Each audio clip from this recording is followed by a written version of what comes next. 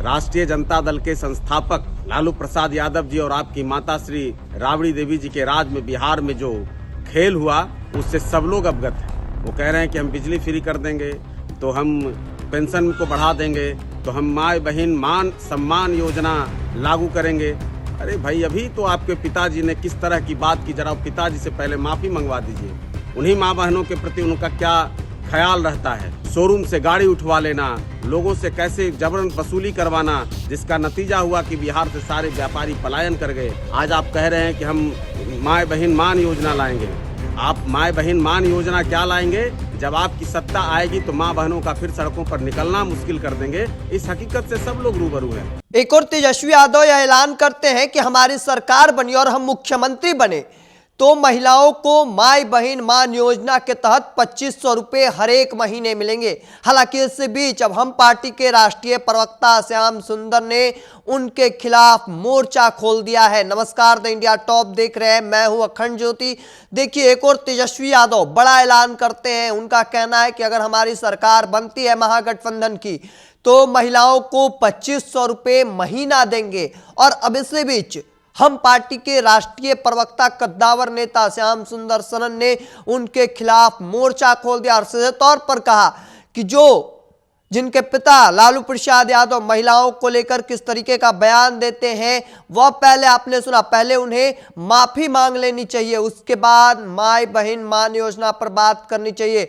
देखिए, उन्हें याद दिलाना चाहिए कि उनके राज, उनके उस वक्त में किस तरीके कितने घोटाले हुए, चाहे वो चारा घोटाला, अलकतरा घोटाला, एक तरीके से जमकर भड़कते नजर आ रहे। पहले पूरे बयानों को सुनिए।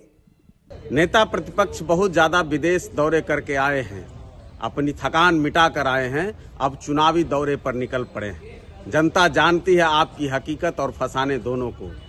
राष्ट्रीय जनता दल के संस्थापक लालू प्रसाद यादव जी और आपकी माता श्री राबड़ी देवी जी के राज में बिहार में जो खेल हुआ उससे सब लोग अवगत हैं। आज आप घोषणा पर घोषणा करते चले जा रहे हैं। वो कह रहे हैं कि हम बिजली फ्री कर देंगे, तो हम पेंशन को बढ़ा देंगे, तो हम माँ बहन मान सम्मान योजना लागू करेंगे। अरे भाई, अभी तो आपके पिताजी ने किस तरह की बात की, जरा पिताजी से पहले माफ़ी मंगवा दीजिए। उन्हीं माँ बहनों के प्रति उनका क्या ख्याल रहता है और उस राज की याद करा दीजिए जब अलकतरा घोटाला, चारा घोटाला और तमाम तरह के घोटालों से पटा ये बिहार। और अने मार्ग में जब फिरौती की रकम तय की जाती थी, उसी अने मार्ग से सारा खेल होता था। सड़कें एक चलने लायक नहीं, नरसंहारों का कह लीजिए कि हर दिन एक नई कहानी आती थी। सैकड़ों नरसंहार कराए गए।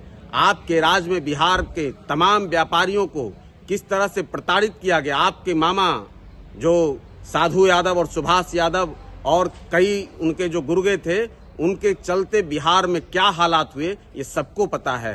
पटना के शोरूम से गाड़ी उठवा लेना, लोगों से कैसे जबरन वसूली करवाना, जिसका नतीजा हुआ कि बिहार से सारे व्यापारी पलायन कर गए। आपके पिताजी के राज में तमाम तरह की मिलें जो श्री बाबू के द्वारा स्थापित की गई थी, आज चाहे वो जूट मिल, कटिहार का जूट मिल हो, चाहे अशोका पेपर मिल हो, चाहे चीनी मिल हो, तमाम मिलों को बंद करवा करके जो पलायन का खेल आपके पिताजी ने शुरू किया, आज आप उस पर बयान देते हैं। आज आप कह रहे हैं कि हम माँ बहन मान योजना लाएंगे। आप माँ बहन मान योजना क्या लाएंगे? जब आपकी सत्ता आएगी तो माँ बहनों का फिर सड़कों पर निकलना मुश्किल कर देंगे। इस हकीकत से सब लोग रूबरू हैं। तो इस देश ने अपनी संस्कृति को भुलाया नहीं, भले आप संस्कृति से थोड़े दूर हो गए हैं। रावण भी यही करता था। जब उसको सीता का हरण करना था तो वहां भिक्षुक बन करके गया और रूप बदल करके गया, और उसके बाद देखिए उसने क्या किया। तो इन तमाम तरह के वादों से बिहार की जनता कहीं आपके जाल में फंसने वाली नहीं है। बिहार की जनता आपकी हकीकत को जानती है। आपके इर्द गिर्द आज भी कैसे मुस्टंडे लोग रहते हैं, कैसे गुंडे लोग रहते हैं, कैसे समाज के असामाजिक तत्व रहते हैं, कैसे आप आज भी माफियागिरी करा रहे हैं, कैसे आज भी आप माफियाओं के सहारे अपने पार्टी को चलाते हैं। इस हकीकत से सब बिहार की जनता रूबरू है। इसलिए तमाम तरह की घोषणाओं पर कोई असर नहीं होने वाला है।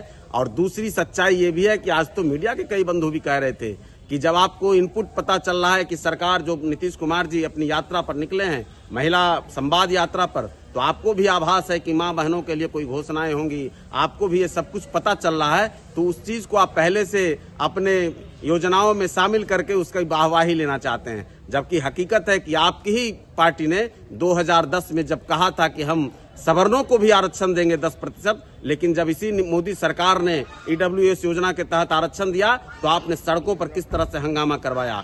तो आपके हकीकत और फंसाने से जनता कभी फंसने वाली नहीं है। लाख आप कोई प्रयास कर लें, जनता बिहार में एनडीए के साथ है, नीतीश कुमार और मोदी के नेतृत्व में चलने को अनवरत तैयार है। चाहे आप कुछ प्रयास कर लें, जनता हमारे साथ है, हमारे ही साथ रहेगी। जनता फिर से जंगल राज में अपने आप को झोंकना नहीं चाहती है।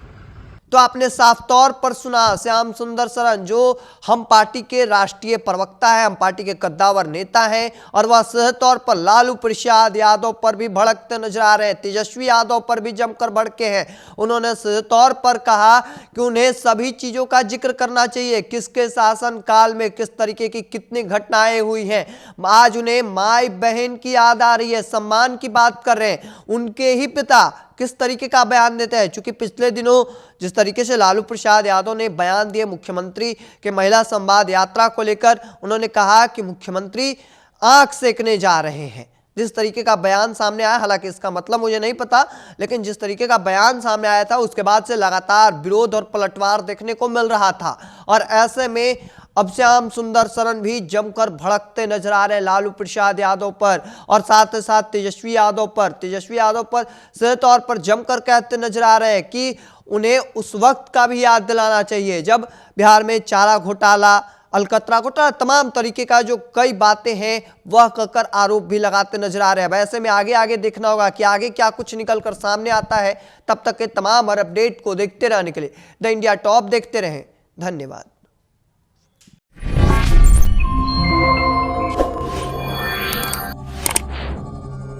Yeah.